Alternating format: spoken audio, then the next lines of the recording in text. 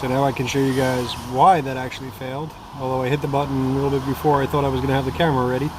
So programming's in progress. This is the part 2 of the first part of the remote programming.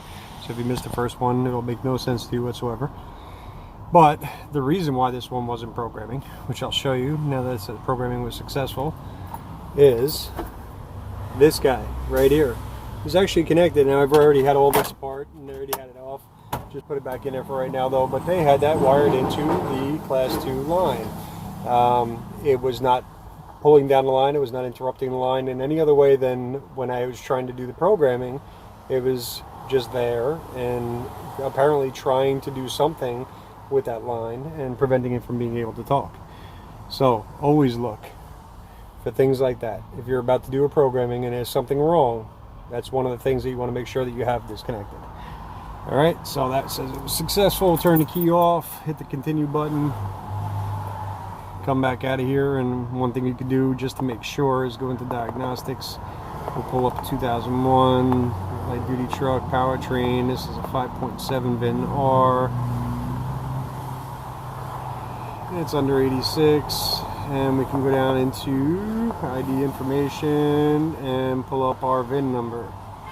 If the VIN number is there, whoops, let's turn that key back on, dopey. There's our VIN number. Then we definitely got our calibration in. As long as that's there, you're okay. No bricks today.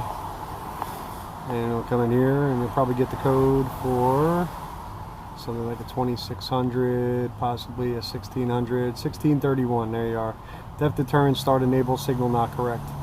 So, just to show you, because they have that thing in there that says vehicle theft deterrent, we will go back, hit enter, go back into service programming system, request the information again, Chevrolet, 2001, light duty truck, express, gasoline, hit enter, and get this mosquito out of my face.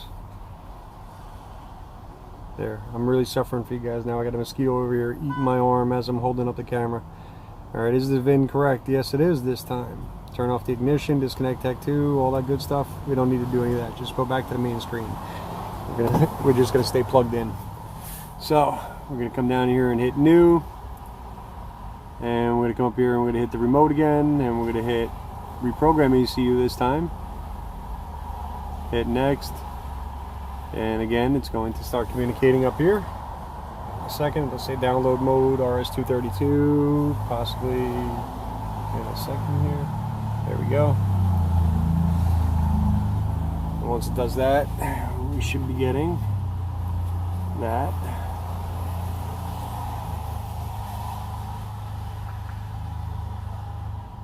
And yes, these old ones are tedious and all that good stuff, but it becomes necessary.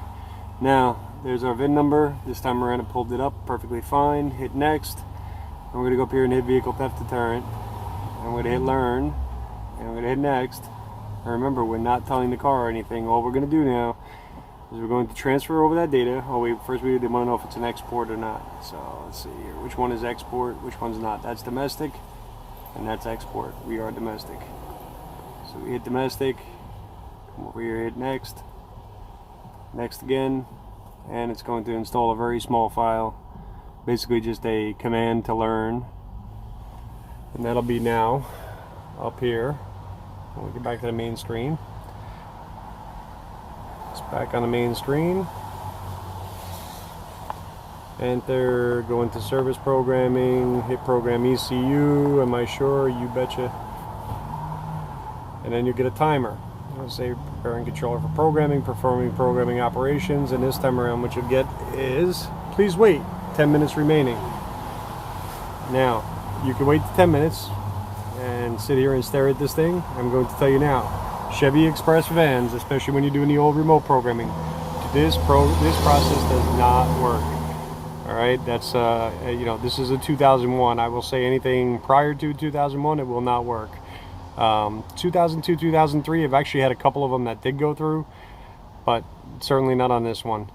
So I'm just going to cut the video right where it is. The next part of this here, if you wanted to do this manually, after doing the programming, is, I'm sure most of the guys are already familiar with it, you'll go into the crank position, release the key. wait 10 minutes for that little security light down there to actually go out. Once that goes out, your 10 minutes is up. Cycle the key off, wait 2 seconds, do it again, go to crank position again, 10-minute wait for the security light to go out. You can do that process anywhere from 3 to 4 times. Service information says 3. Sometimes it's not really in programming mode, so it might take 4. But that's it, and that's what's going to get this thing back up and running again. So this is more about the programming operation and watching the truck run. But anyhow, that's it for you guys, and apparently they must have unplugged. I'm glad I'm looking now through the viewfinder. They must have unplugged my battery maintainer out there. Alright, I'm going to go take care of that before this thing dies. Have a good day.